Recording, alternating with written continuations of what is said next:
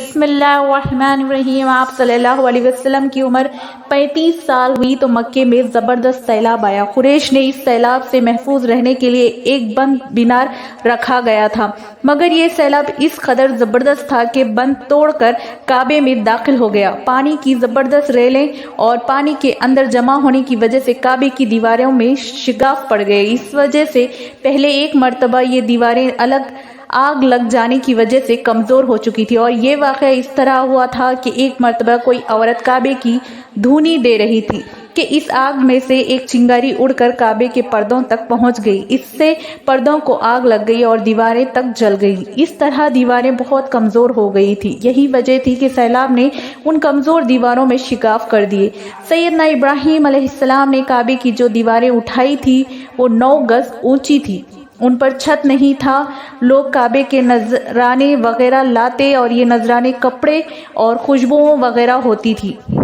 کعبے کے اندر جو کنواں تھا، یہ سب نذرانے اس کنویں میں ڈال دیے جاتے تھے۔ کنواں اندرونی حصے میں دائیں طرف تھا۔ اس کو کعبے کا خزانہ کہا جاتا تھا۔ کعبے کے خزانے کو ایک مرتبہ ایک چور نے چرانے کی کوشش کی۔ چور کنویں میں ہی مر گیا۔ اس کے بعد اللہ تعالیٰ نے اس کی حفاظت کے لیے ایک سانپ کو مقرر کر دیا۔ یہ سانپ کنویں کے منڈیر پر بیٹھا رہتا، کسی کو خزانے کے نزدیک نہیں آنے دیتا تھا۔ قریش پہ سے خوف زدہ رہتے تھے۔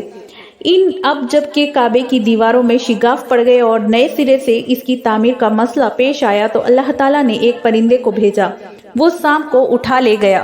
یہ دیکھ کر قریش کے لوگ بہت خوش ہوئے۔ اب انہوں نے نئے سرے سے کعبے کی تعمیر کا فیصلہ کر لیا اور پروگرام بنایا کہ بنیادیں مضبوط بنا کر دیواروں کو زیادہ اونچا اٹھایا جائے گا۔ اس طرح دروازے کو بھی اونچا کر دیا جائے گا تاکہ کعبے میں کوئی داخل نہ ہو، صرف وہی شخص داخل ہو جسے وہ اجازت دے۔ اب انہوں نے پتھر جمع کیے۔ ہر قبیلے اپنے حصے کے پتھر الگ جمع کر رہا تھا۔ چندہ بھی جمع کیا گیا۔ چندے میں انہوں نے پاک کمائی دی، ناپاک کمائی نہیں دی۔ مثلاً طوائفوں کی آمدنی، سود کی کمائی، دوسروں کا مال غصب کر کے حاصل کی گئی دولت چندے میں نہیں دی۔ پاک کمائی انہوں نے بلا وجہ نہیں دی۔ ایک خاص واقعہ پیش آیا تھا جس سے وہ اس نتیجے پر پہنچے تھے کہ اس کام میں صرف پاک کمائی لگائی جائے گی۔ وہ واقعہ یوں تھا کہ ایک قریشی سردار ابو وہب اور عمر بن عابد نے جب یہ کام شروع کرنے کے لیے ایک پتھر اٹھایا تو پتھر اس کے ہاتھ سے نکل کر پھر اسی جگہ پہنچ گیا جہاں سے اسے اٹھایا گیا تھا۔ اس پر قریشی حیران و پریشان ہوئے۔ آخر خود وہب کھڑا ہوا اور بولا، اے گروہ قریش، کعبے کی بنیادوں میں سوائے پاک مال کے کوئی دوسرا مال شامل مت کرنا۔ بیت اللہ کی تعمیر، کسی بدکار عورت کی کمائی، سود کی کمائی یا زبردستی حاصل کی گئی دولت ہرگز شامل نہ کرنا۔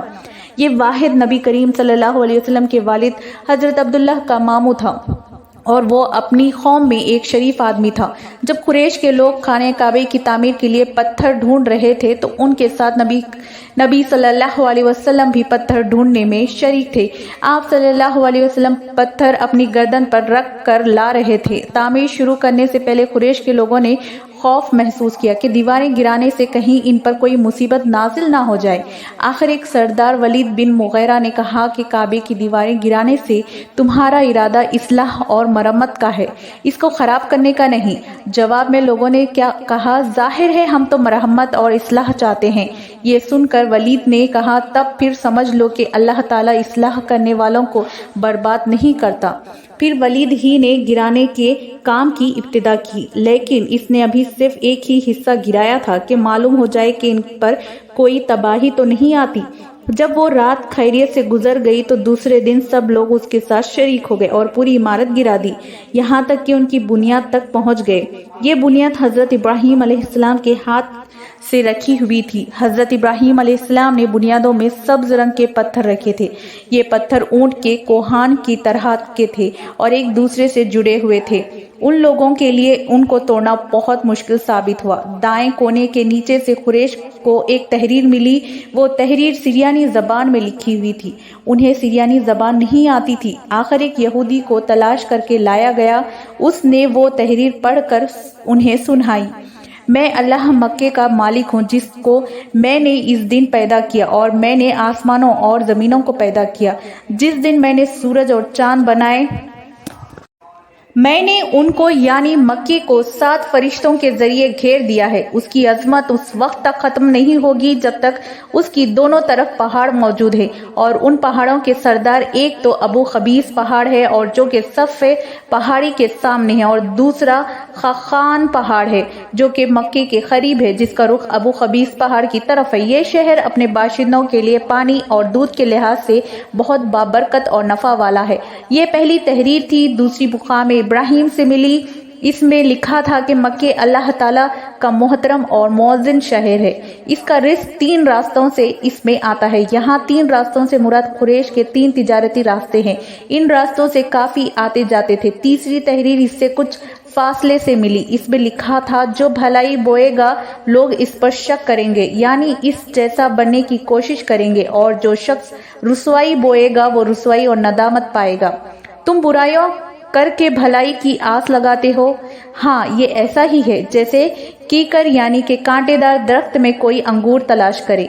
ये तहरीर काबे के अंदर पत्थर पर खुदाई हुई मिली। काबे की तामीर के सिलसिले में कुरैश को पत्थरों के अलावा छत और दीवारों में लकड़ी की जरूरत थी। लकड़ी का मसला इस तरह हल हुआ कि एक जहाज अरब के साहिल से आकर टकरा गया। आज इस मुकाम को जुदा का साहिल कहा जाता है। पहले मक्के का साहिल कहलाता था, इसीलिए मक्के का करीब तरीन साहिल यही था। साहिल से टकराकर जहाज टूट गया। वो जहाज किसी रोमी ताजिर का था। इस जहाज में शाह रोम के लिए संग मरमर, लकड़ी और लोहे का सामान ले जाया जा रहा था। कुरैश को इस जहाज के बारे में पता चला। ये लोग वहां पहुंचे और उन लोगों से लकड़ी खरीद ली। इस तरह छत की तामीर में इस लकड़ी को इस्तेमाल किया गया। आखिर खाने काबे की तामीर का काम हिजरे अस्वद तक पहुंच गया। अब यहाँ एक नया मसला पैदा हो गया। सवाल ये पैदा कि हिजरे अस्वद को कौन उठाकर इस जगह पर रखेगा। हर कबीले ये फजीलत खुद हासिल करना चाहता था। ये झगड़ा इस हद तक बढ़ा कि मरने मारने तक नौबत आ गई। लोग एक दूसरे को कत्ल करने पर तुल गए। कबीले अब्दुलदार ने तो कबीले अदी के साथ मिलकर एक बर्तन में खून भरा और उनमें अपने हाथ डुबोकर कहा, हिजरे अस्वद हम खुद रखेंगे। इसी तरह दूसरे कबीले भी उठ गए। तलवारें नियामों से निकल आईं। आखिर वो सब बैतुल्लाह में जमा हुए। उन लोगों में अबू उमैया बिन मुगीरा था। उसका नाम हजीफा था। कुरैश के पूरे कबीले में ये सबसे ज्यादा उम्र वाला था।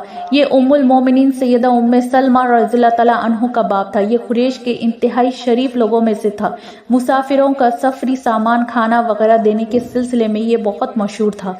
जब कभी सफर करता तो अपने साथियों के खाने पीने का सामान खुद करता था। इस वक्त इस शदीद झगड़े को खत्म करने के लिए इसने एक हल पेश किया। इसने सबसे कहा कि ए कुरैश के लोगों, अपना झगड़ा खत्म करके तुम यूं करो कि हरम की सफा नामी दरवाजे से जो शख्स सबसे पहले दाखिल होगा इससे फैसला करा लो। वो तुम्हारे दरमियान जो फैसला करे वो सब इसको मान ले। ये तजवीज सब ने मान ली। आज इस दरवाजे को बाबुल अस्सलाम कहा जाता है। ये दरवाजा रुकने ईमानी और रुकने अस्वद के दरमियानी हिस्से के सामने है। अल्लाह की कुदरत के इस दरवाजे से सबसे पहले हुजूर सल्लल्लाहु अलैहि वसल्लम तशरीफ लाए। कुरैश ने जैसे ही आप सल्लल्लाहु अलैहि वसल्लम को देखा तो पुकार उठे, ये तो अमीन है, ये तो मोहम्मद है, हम उन पर राजी हैं। और उनके ऐसा कहने की वजह यह थी कि कुरैश अपने आपस के झगड़ों के फैसले आप सल्लल्लाहु अलैहि वसल्लम से ही कराते थे। आप सल्लल्लाहु अलैहि वसल्लम किसी के बेजा हिमायत नहीं करते थे, ना बिला वजह किसी की मुखालिफत करते थे। फिर इन लोगों ने अपने झगड़ों की तफसील आप सल्लल्लाहु अलैहि वसल्लम को सुनाई। सारी तफसील सुनकर आप सल्लल्लाहु अलैहि वसल्लम ने फरमाया, एक चादर ले आओ। वो लोग चादर ले आए। आप सल्लल्लाहु अलैहि वसल्लम ने उस चादर को बिछाया और अपनी दस्ते मुबारक से हिजरे अस्वद को उठाकर उस चादर में रख दिया।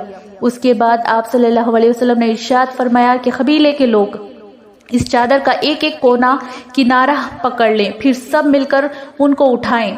उन्होंने ऐसा ही किया। चादर को उठाए हुए उस मुकाम तक आ गए जहां हिजरे अस्वद को रखना था। फिर इसके बाद नबी करीम सल्लल्लाहु अलैहि वसल्लम ने हिजरे अस्वद को उठाकर उसकी जगह रखना चाहा, लेकिन ऐन उस वक्त एक नजदी शख्स आगे बढ़ा और तेज आवाज में बोला, बड़े ताज्जुब की बात है कि आप लोगों ने एक कम उम्र नौजवान को अपना रहनुमा बना लिया, इसकी इज्जत अफजाई लग गए। याद रखो, ये शख्स सबको गुरोहों में तकसीम कर देगा, तुम लोगों को पाराह पाराह कर देगा। करीब था कि लोगों में इसकी बातों से एक बार फिर झगड़ा हो जाए, لیکن پھر خود ہی انہوں نے محسوس کر لیا کہ حضور صلی اللہ علیہ وسلم نے جو فیصلہ کیا ہے وہ لڑانے والا نہیں، لڑائی ختم کرنے والا ہے۔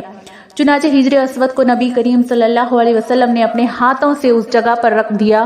مورخوں نے لکھا ہے یہ نجدی شخص دراصل ابلیس جو اس موقع پر انسانی شکل میں آیا تھا۔ جب کعبے کی تعمیر مکمل ہو گئی تو قریش نے اپنے بتوں کو پھر سے اس میں سجا دیا۔